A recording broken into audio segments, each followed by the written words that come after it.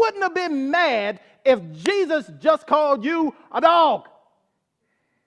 Now, mind you, in that time period, in that vernacular, in the term, in the sense he meant it, it was more like a pet. He wasn't saying it to her derogatorily, like calling her a dog, but still, it's just the same. I come to you saying, Lord, I need you to heal my daughter. I love my daughter with all my heart. And Jesus said, look, this ain't for you. And then she come back to her and said, Lord, I worship you. Lord, please help. Please, Jesus. Please save my daughter. Please do something. And you sit there and break your heart before God and wash your feet with your tears, and he tells you, I can't give you what I got. It's not for the dogs. How many of us felt like Jesus told you something similar like that when you asked him to heal you?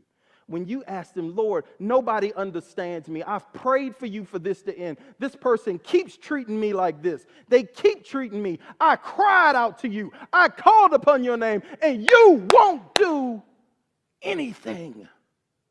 What kind of God are you? You just like seeing me suffer? But she persisted. And go to next. And she said, Lord, you know what? You're right. I know I don't deserve it. I know it's not for me. But even the dogs eat the crumbs that fall from the master's table.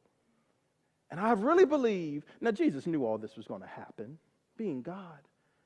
But I believe that broke Jesus' heart to the extent that he was like, how could I not?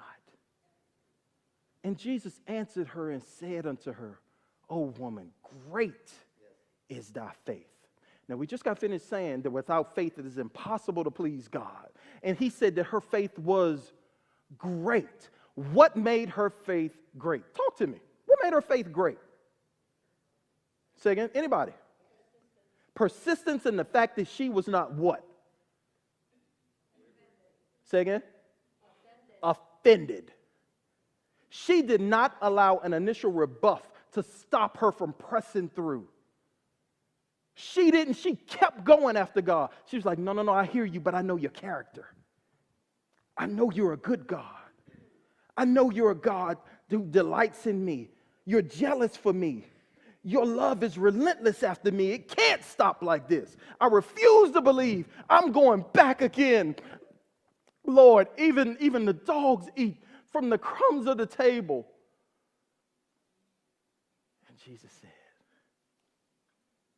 I was going to give it to you probably the whole time, but you proved to me how bad you wanted it.